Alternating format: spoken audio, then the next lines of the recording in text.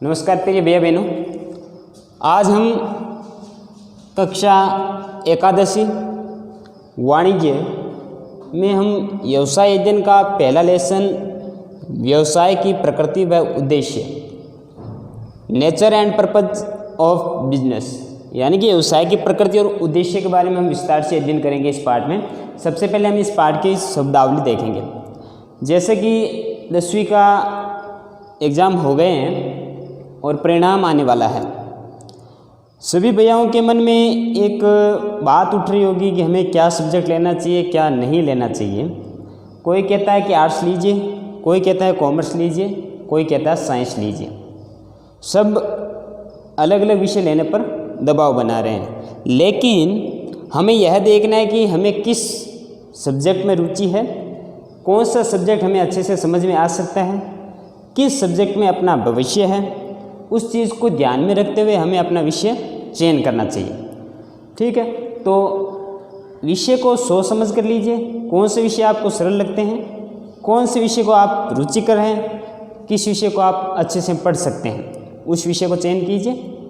तो सफलताएं आपका कदम चूमेगी, क्योंकि आप जो विषय यानी कि जिस काम में आप रुचि लेकर के करते हैं उसमें आप अवश्य सफल होते हैं। तो जो सब्जेक्ट आपको अच्छा लगते हैं वो सब्जेक्ट आप चयन कीजिए। तो आइए शुरू करते हैं। कॉमर्स का पहला पाठ, व्यवसाय अध्ययन का पहला पाठ है nature and purpose of business. व्यवसाय यानी कि कॉमर्स के अंतर्गत हम क्या क्या कर सकते हैं, उन सभी चीज़ों को हम साथ में लेकर के चलेंगे। तो देखिए, पहला आता है ये महत्वपूर्ण शब्दावली में हम देख रहे हैं पहला पार्ट, पहला टॉपिक अपना व्यवसाय। व्यवसाय किसे कहते हैं? तो देखिए, सबसे पहले व्यवसाय के बारे में देखिए। धनोपार्जन के उद्देश्य से वस्तुओं का उत्पादन, क्रय और विक्रय तथा सेवाएं प्रदान करना, उनका उपयोग करने के बाद उनकी सेवाएं प्रदान करना, वो सभी क्रियाएं किसमें सम्मिलित होती है? व्यवसाय में सम्मिलित होती है। धन का उपार्जन, धन को अर्जित करने के लिए हम क्या करते हैं? वस्तुओं का उत्पादन करते हैं, उनका मार्केट में क्रय करते हैं, वस्तुओं को बनाने के लिए हम विक्रय करते हैं। वो सभी क्रियाएं क्या होती है? वह सभी क्रियाएं व्यवसाय में सम्मिलित होती है। दूसरा अपना विषय आता है व्यापार। दूसरा शब्द है व्यापार। व्यापार किसे कहते हैं? लाभ कमाने के उद्देश्य से, हम लाभ कमाने के उद्देश्य से वस्तुओं को बेचते हैं, खरीदते हैं, बेचते हैं। वो सभी क्रियाएं, वस्तुओं को क्रय विक्रय करना, ये क्या कहलाता है? व्यापार कहलाता है। लाभ कमाने के उद्देश्य से वस्तुओं का क्रय विक्रय करना क्या कहलाता है? व्यापार कहलाता है। मान लीजिए कि आपने वस्तु किसी व्यक्ति को दे दी, बिना लाभ के दी है, तो वह आपका व्यापार नहीं कहलाएगा। व्यापार किसे कहते हैं? लाभ कमाने के उद्देश्य से किया गया क्रय विक्रय क्या कहलाता है? लाभ कहलाता है, यानी व्यापार कहलाता है। तीसरा था वाणिज्य। वाणिज्य किसे कहते हैं? व्यापार तथा व्यापार की सहायक क्रियाएं। व्यापार और व्यापार की सहायक क्रियाएं, व्यापार में क्या क्या सम्मिलित होता है? व्यापार में लेखांकन सम्मिलित होता है, व्यापार में वित्त सम्मिलित होता है, व्यापार में प्रबंध सम्मिलित होता है, व्यापार में क्या क्या विपणन सम्मिलित होता है। तो वह सभी क्रियाएं जो व्यापार तथा व्यापार की सहायक क्रियाओं के सम्मिलित रूप को वाणिज्य कहते हैं। यानी कि वाणिज्य में सभी क्रियाएं शामिल होती है। क्रय विक्रय भी शामिल होता है, उसका लेखांकन भी शामिल होता है, उसका विपणन भी शामिल होता है, वितरण भी शामिल होता है, भंडारण भी शामिल होता है, लेखांकन भी शामिल होता है और उसका प्रबंध भी शामिल होता है। सभी क्रियाएं सम्मिलित होती है, इसलिए इसे हम क्या कहते हैं? वाणिज्य कहते हैं। ठीक है, फिर अगला उद्योग। उद्योग किसे कहते हैं? वस्तुओं की उपयोगिता में वृद्धि करना। वस्तु की उपयोगिता में वृद्धि करना, वस्तु किस प्रकार से उपयोगी बन सकती है, उपयोगिता में वृद्धि करना ही क्या कहलाता है? उद्योग कहलाता है। इसमें वस्तु के उत्पादन, वस्तु को उत्पादित करना से लेकर के पशुओं के जनन और पालन से संबंधित क्रियाएं भी सम्मिलित होती है। मत्स्य पालन हो सकता है, सेरिकल्चर हो सकता है, यानी कि सभी प्रकार की क्रियाएं इसमें शामिल हो सकती है। वस्तु यानी कि पशुओं का भी हो सकता है, पेड़ पौधों का भी हो सकता है, जीव जंतुओं का भी हो सकता है। तो वह सभी क्रियाएं किसमें शामिल होती है? उद्योग में शामिल होती हैं। हम पढ़ेंगे प्राथमिक उद्योग, द्वितीयक उद्योग, तृतीयक उद्योग, चतुर्थ उद्योग और पंचम उद्योग। वो उद्योगों के बारे में हम विस्तार से अध्ययन करेंगे आगे। फिर आता है पेशा। पेशा क्या होता है? पेशा वह क्रिया है जिसमें एक व्यक्ति अपने विशिष्ट ज्ञान और चातुर्य के आधार पर, विशिष्ट ज्ञान, चातुर्य और प्रशिक्षण के आधार पर क्या करता है? दूसरों को सेवाएं प्रदान करके क्या करता है? धनोपार्जन करता है। कैसे? आगे देखो, रोजगार। रोजगार को एम्प्लॉयमेंट कहते हैं। रोजगार का आशय उन धंधों से हैं उन काम से हैं जिनमें लोग नियमित रूप से दूसरों के लिए कार्य करते हैं। दूसरों के लिए कार्य करते हैं और बदले में क्या प्राप्त करते हैं, और बदले में पारिश्रमिक प्राप्त करते हैं, उसे हम क्या कहते हैं, रोजगार कहते हैं। जैसे मान लीजिए कि दो मजदूर एक सेठ की दुकान में काम करते हैं, एक कारीगर काम करता है ठेकेदार के लिए, वो सभी कार्य क्या कहलाते हैं, रोजगार की श्रेणी में आते हैं, जिसमें लोग हैं जो काम करते हैं एक दूसरे के लिए और बदले में क्या प्राप्त करते हैं, उस काम का पारिश्रमिक प्राप्त करते हैं, उसे हम क्या कहते हैं, रोजगार कहते हैं। दूसरा भंडारण। भंडारण क्या है, वेयर हाउसिंग, यानी कि जो माल उत्पादित हो गया है, उत्पादित माल को गोदामों में सुरक्षित रखने की क्रिया को भंडारण कहते हैं। उत्पादित माल, जो माल उत्पादित किया गया है उसको भंडारण यानी कि सुरक्षित रखना क्या कहलाता है, भंडारण कहलाता है। मान लीजिए कि एक कंपनी या एक संगठन ने, संस्था ने बहुत सारा माल उत्पादित कर लिया है और अब क्या कर रहा है कि उसको मार्केट में नहीं बेचना है, उसका स्टॉक रखा है। तो धीरे धीरे क्या होता है कि जब उसकी आवश्यकता होगी तो वह माल है जो लोगों के पास में पहुंचा दिया जाता है। गोदामों में माल सुरक्षित रखना क्या कहलाता है, भंडारण कहलाता है। फिर आता है विज्ञापन। आज वर्तमान में विज्ञापनों का दौर है और ज़्यादा से ज़्यादा विज्ञापन हो रहे हैं।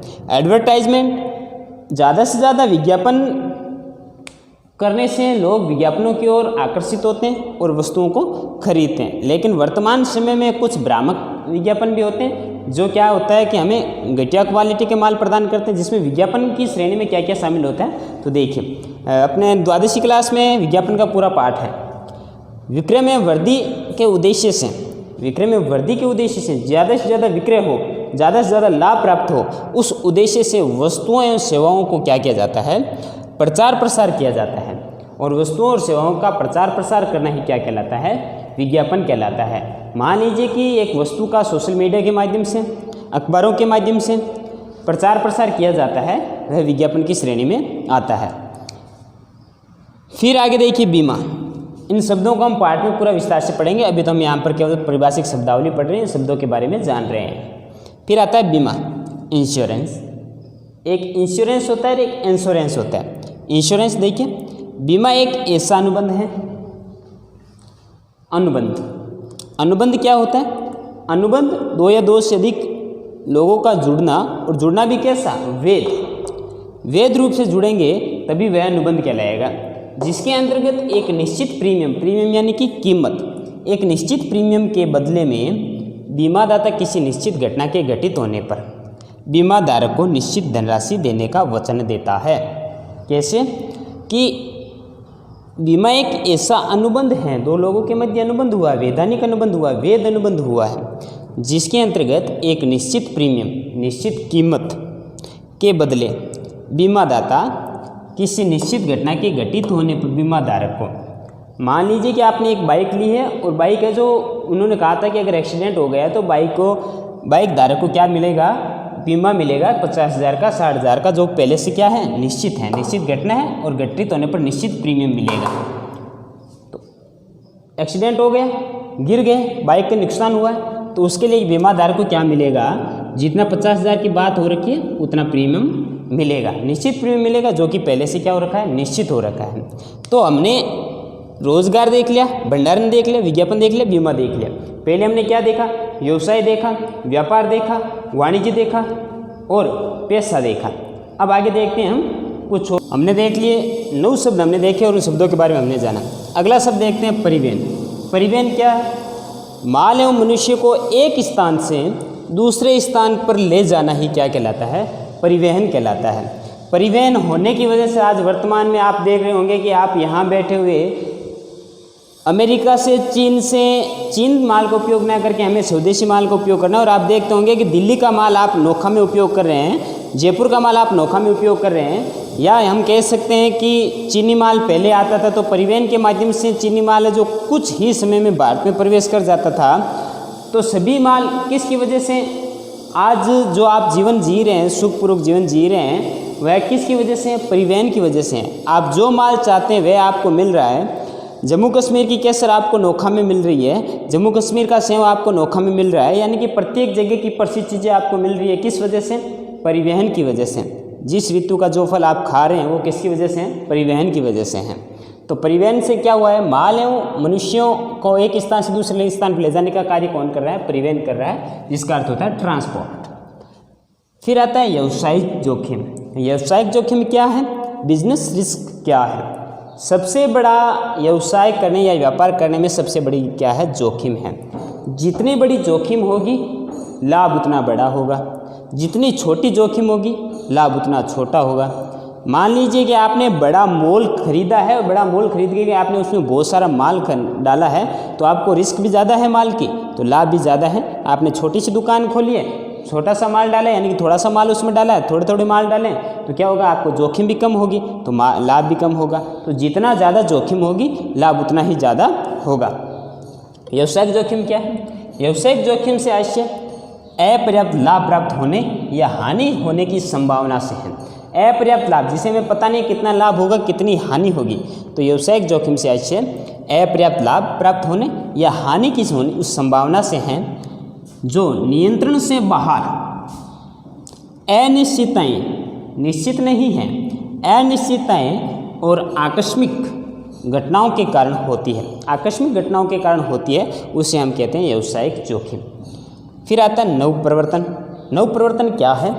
नवप्रवर्तन से आशय नए विचारों का समावेश या जिस विधि से कार्य किया जाता है उसमें कुछ नवीनता लाने से है। नवीनता लाने से है, नवप्रवर्तन है, नवाचार है। कैसे हैं? आप सबसे पहले नोकिया का फ़ोन इस्तेमाल करते थे, लेकिन वर्तमान में आप एंड्रॉयड फ़ोन इस्तेमाल कर रहे हैं। धीरे धीरे आप पीसी यानी कि कंप्यूटर इस्तेमाल करने लग जाएंगे, तो धीरे धीरे क्या हो रहा है? नवप्रवर्तन हो रहा है। पहले आप वो दूरदर्शन में एंटीना लगा करके टीवी देखते थे, आज सीधा डिश पर देखते हैं, डिश के साथ में आप सीधा आज इंटरनेट के माध्यम से देख रहे हैं। ये सारा क्या है? नवाचार है। पहले आप किताबों से पढ़ते थे, आज आप कंप्यूटर से पढ़ रहे हैं, आज आप लैपटॉप से पढ़ रहे हैं। ये क्या है? नवाचार है। तो नवाचार क्या है? नवप्रवर्तन से ऐसे नए विचारों का समावेश, जिस विधि से कार्य किया जाता है उसमें कुछ नवीनता लाना है। अपने उत्पाद में नवीनता लाना, अपने विचारों में नवीनता लाना क्या कहलाता है? नवप्रवर्तन कहलाता है। 3 शब्द हो रहे हैं, इन 3 शब्दों के बारे में हम अध्ययन करते हैं।